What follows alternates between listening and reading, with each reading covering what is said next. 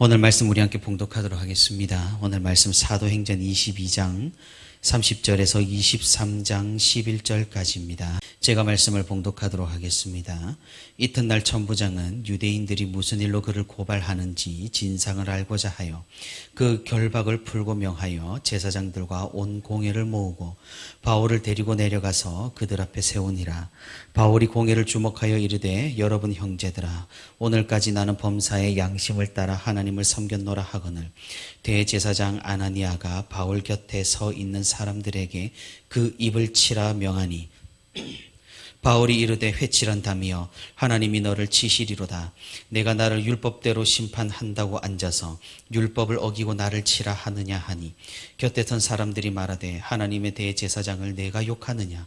바울이 이르되 형제들아, 나는 그가 대제사장인 줄 알지 못하였노라. 기록하였으되 너의 백성의 관리를 비방하지 말라 하였느니라 하더라. 바울이 그중 일부는 사두개인이요 다른 일부는 바리새인인 줄 알고 공회에서 외쳐 이르되 여러분 형제들아, 나는 바리새인이요 또 바리새인의 아들이라. 죽은 자의 소망 곧 부활로 말미암아 내가 신문을 받노라. 이 말을 한즉 바리새인과 사두개인 사이에 다툼이 생겨 무리가 나누어지니 이는 사두개인은 부활도 없고 천사도 없고 영도 없다 하고 바리새인은 다 있다 함이라. 크게 떠들새 바리새인 편에서 몇 서기관이 일어나 다투어 이르되 우리가 이 사람을 보니 악한 것이 없도다. 혹 영이나 혹 천사가 그에게 말하였으면 어찌 하겠느냐 하여 큰 분쟁이 생기니 천부장은 바울이 그들에게 찢겨질까 하여 군인을 명하여 내려가 무리 가운데서 빼앗아 가지고 영내로 들어가라 하니라. 그날 밤에 주께서 바울 곁에 서서 이르시되 담대하라. 내가 예루살렘에서 나의 일을 증언한 것 같이 로마에서도 증언하여야 하리라 하시니라. 아멘.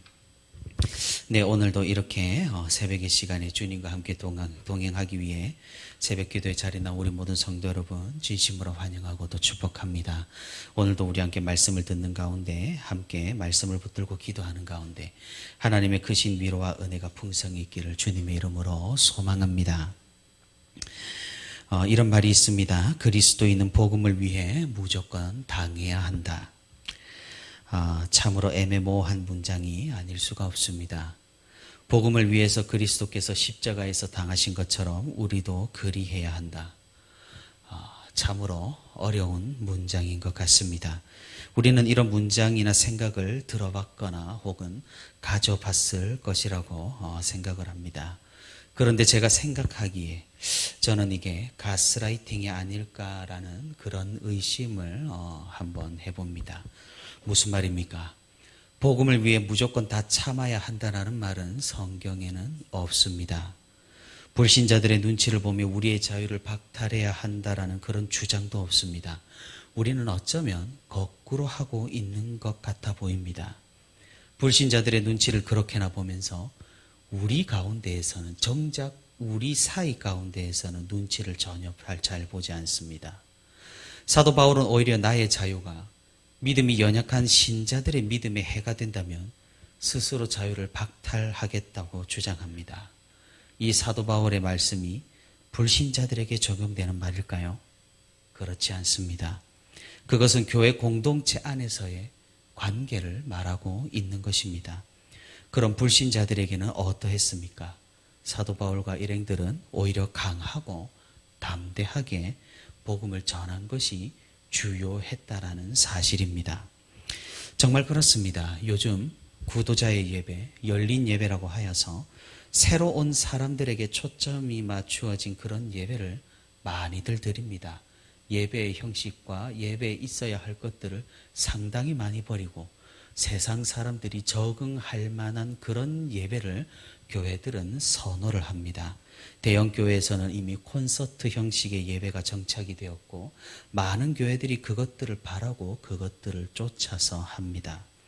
그래서 구도자의 예배와 그런 것들을 행하는 교회는 성공을 했을까요? 여기에서의 성공은 신자 수라든가 성장이라든가 교회 건축을 새로 한 것 그런 것들을 말하지 않습니다. 영적으로 성장했는지를 말합니다. 그러하지를 못합니다.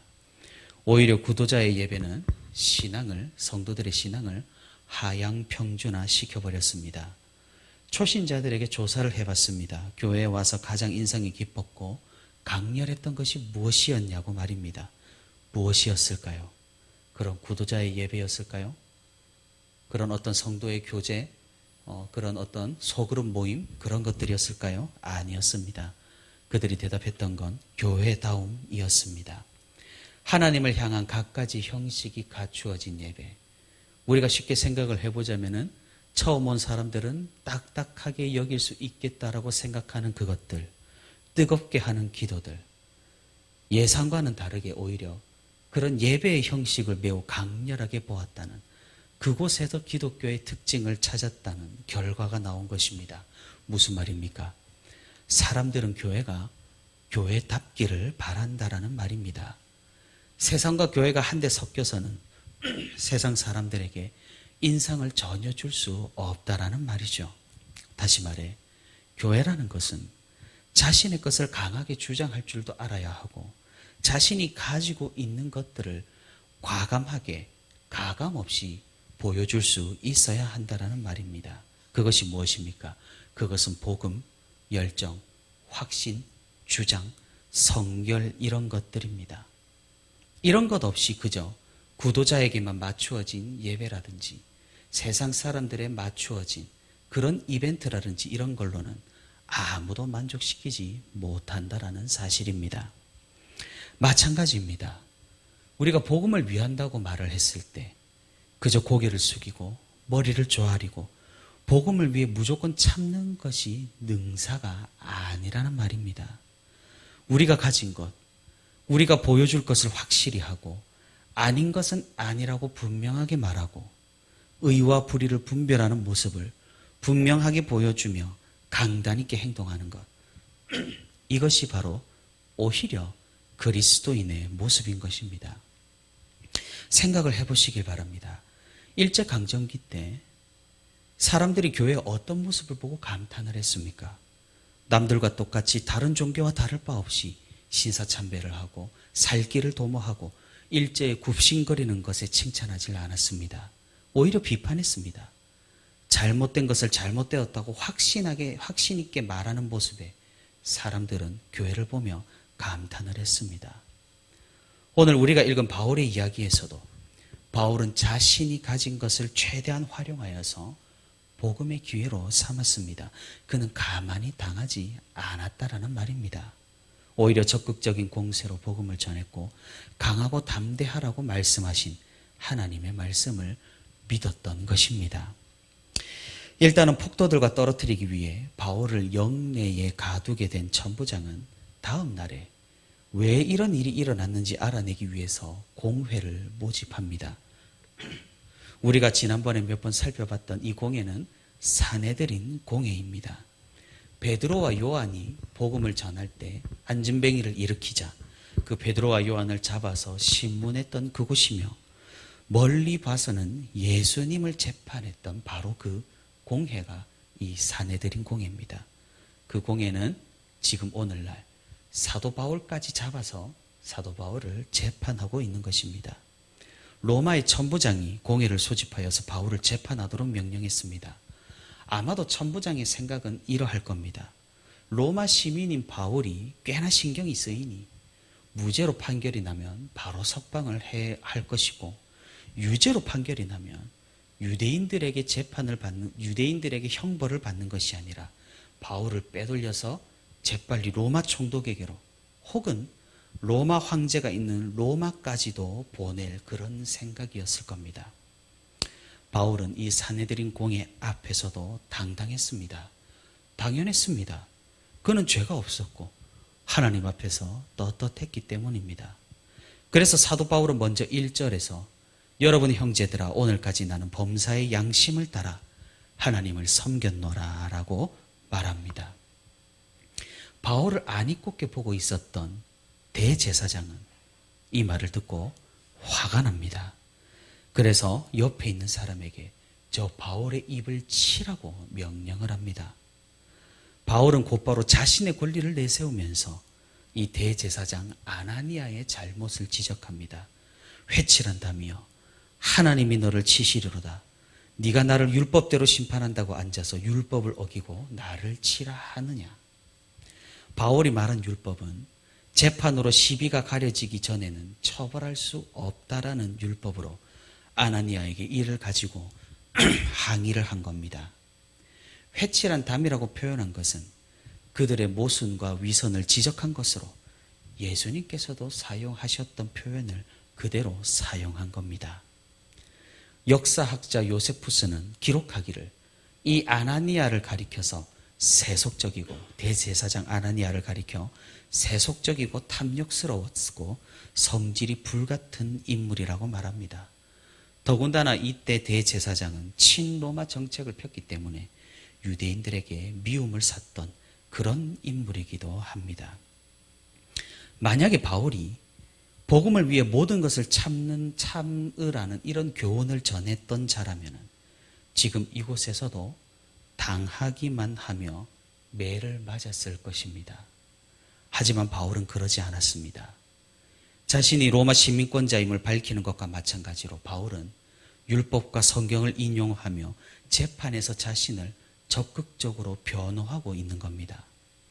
그리고 4절과 5절에서 옆에서 자신을 치라고 명령한 사람이 대제사장임을 알고 일단은 사과함으로써 율법에 순종하는 모습을 보여 자신의 주장에 신빙성을 더했습니다.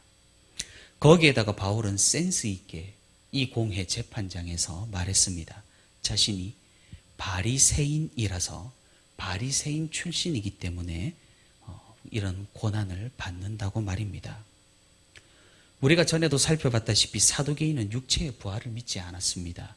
그들은 모세 오경까지의 내용만을 받아들였고 그 가운데 부활이라는 것이 없었기 때문에 부활, 천사, 이런 영적인 존재, 이런 것들에 대해서는 믿지 않았던 것입니다.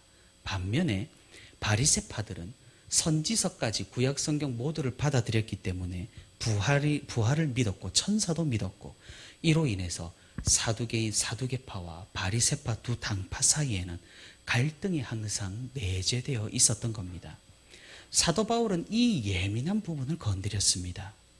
그런데 틀린 말도 아닙니다. 예수님 때문에 바울은, 부활하신 예수님 때문에 바울은 이런 핍박을 받았으니까 말입니다. 예수님께서 부활하셨다고 믿어 복음을 전파하여 이런 취급을 받았으니까 말입니다. 바울은 자신이 바리새인이기 때문에 부활을 믿어서 이런 시련을 받는다고 공회 앞에 말을 했던 겁니다. 순식간에 이 공회장은 소란스러워졌습니다. 이번에는 바리새파와 사두개파가 나뉘어 서로 다투기에 여념이 없었습니다. 이를 본 로마 천부장은 또다시 자신의 계획이 실패로 돌아가자 다시 바울을 영내로 들여옵니다. 사도 바울은 자신이 가지고 있는 상황과 환경 그리고 출신과 재치로 이 사내들인 공회의 정죄를 피할 수가 있었습니다. 이 모든 목적은 단 하나, 로마로 가기 위해서입니다. 로마로 복음을 들고 가기 위해서입니다. 바울은 가만히 있지 않았습니다. 적극적으로 변론했고 적극적으로 토론했습니다. 그리고 그들이 가진 약점도 이용을 했던 겁니다. 자신의 권리를 주장했고 자신의 옳은 바를 계속해서 외쳤던 것입니다. 그날 밤에 하나님께서 사도 바울을 찾아오셨습니다. 담대하라. 네가 예루살렘에서 나의 일을 증언한 것 같이 로마에서도 증언하여야 하리라. 여기서 증언하여야 하리라. 이때 우리 영어 동사로 살펴보면 must라는 동사가 여기에 들어갑니다. 이 말은 증언해야 한다라는 말이 굉장히 강한 의무, 절대적으로 해야 한다라는 그런 의미를 내포하고 있습니다. 하나님께서는 사도 바울이 반드시 로마로 갈 것을 여기에서도 말씀해 주시고 있는 것입니다. 하나님께서 찾아오셔서 바울에게 이런 말씀을 했다라는 사실은 사도 바울의 이런 행동들이 틀리지 않았다라는 것을 보여주는 것이죠. 꽤나 두려운 상황에서도 바울은 하나님의 함께 하심으로 강하고 담대할 수 있었던 것입니다. 사랑하는 성도 여러분, 우리는 바울과 같이 비슷한 상황에서 하나님을 의지하여서 큰 사명을 감당한 사람을 알고 있습니다. 그 사람은 바로 여호수아입니다. 모세 뒤를 이어서 지도자가 된 그는 여리고 앞에서 어찌할 바를 몰랐습니다. 하나님께서는 그런 여호수아에게 찾아오셔서 방법을 알려주시고 격려도 아끼지 않으셨던 겁니다. 하나님께서는 여호수아에게 강하고 담대하라. 내가 내 종 모세와 함께 했던 것처럼 너와도 함께 할 것이라고 말씀해 주셨습니다. 여호수아는 이 말씀에 힘입어 강하고 담대하게 하나님의 방법으로 여리고성을 무너뜨릴 수 있었던 것입니다. 바울의 상황도 마찬가지였습니다. 그는 두려워했을 수도 있습니다. 그가 당하는 고문들, 공회 앞에서 재판을 받는 상황들, 하지만 바울은 알고 있었습니다. 하나님께서 함께 하신다는 사실, 하나님께서 자신이 이곳에서 끝나는 것이 아니라 반드시 로마로 보내실 것이란 사실을 말입니다. 그러니 그는 담대할 수가 있었고 강할 수 있었습니다. 공회 앞에서 비겁하고 나약한 모습을 보여주는 것이 아니라 말씀으로 반론하고 율법으로 변호하고 자신의 상황을 최대한 활용하면서 그리스도인의 기치를 보여주었던 것입니다. 로마로 향하기 위한 방법이었던 겁니다. 하나님께서는 이 바울에게도 찾아오셔서 여호수아를 찾아오신 것과 같이 이 바울에게도 찾아오셔서 계속해서 자신의 뜻을 알려주십니다. 로마에서도 복음을 전해야 할 것이라고 말입니다. 사랑하는 성도 여러분, 누군가는 말했습니다. 그리스도와 함께 마시는 가장 쓴 잔이 그분 없이 혼자 마시는 가장 달콤한 잔보다 훨씬 낫다고 말입니다. 우리는 어쩌면 강하고 담대할 수가 없습니다. 왜냐하면 우리로서는 세상을 이기기가 불가능하기 때문입니다. 세상은 그리 호락호락한 존재가 아닙니다. 계속해서 우리를 굽히려고 하고 우리에게 가스라이팅을 하고 우리가 잘못된 것이라고 우리를 미혹합니다. 자기들이 기준이고 자기들이 진리인데 기독교는 대체 왜 그러냐고, 교회는 대체 왜 그러냐고, 너희는 사랑과 관용을 외치는데 왜 권리를 행사하느냐고 가만히 있으라고 우리를 협박을 합니다. 우리가 목소리를 내면 예수님의 사랑이 그런 것이냐고 가스라이팅을 하기도 한다는 것이죠. 정말 그런 걸까요? 제가 지난번에도 말씀드렸지만 예수님은 가만히만 계셨던 걸까요? 오늘 우리가 살펴본 사도 바울은 또 어떻게 행동을 했나요? 우리가 그리스도와 함께하는 지혜로서, 그리스도와 동행하는 지식으로서 이 세상의 계략을 이겨나가는 성도가 될 수 있기를 바랍니다. 세상은 우리가 계속해서 침묵하기를 원하고 우리가 목소리를 내지 않기를 바랍니다. 왜 그렇습니까? 그것 자체가 바로 복음이기 때문입니다. 우리가 한마디도 하지 않고 그저 흘러가는 대로 흐를 뿐이라면 과연 이 세상에서 우리가 빛과 소금의 역할을 어떻게 감당해야 하는지 감조차도 잡히질 않습니다. 우리가 양보해야 하는 부분과 권리를 주장해야 하는 부분을 분명히 구분하고 인지하여서 확실하게 그리스도를 보여줄 수 있기를 바랍니다. 우리가 강하고 담대하게 교회는 이런 곳임을, 그리스도께서는 이런 분임을 분명한 색을 드러낼 수 있기를 바랍니다. 우리가 그리한다면 이 땅에서 복음은 더욱 널리 퍼져나갈 것이고 내 주위에서부터 많은 변화들이 일어날 것이며 이제는 세상이 우리를 감당치 못하게 될 줄로 믿습니다. 오늘도 우리가 주님과 함께 동행함으로써 강하고 담대하게 그리스도의 향기를 간직하고 주변에 그 그리스도의 색깔을 분명히 보여주는 저와 우리 부천시민교회 모든 성도가 되기를 주님의 이름으로 소망합니다.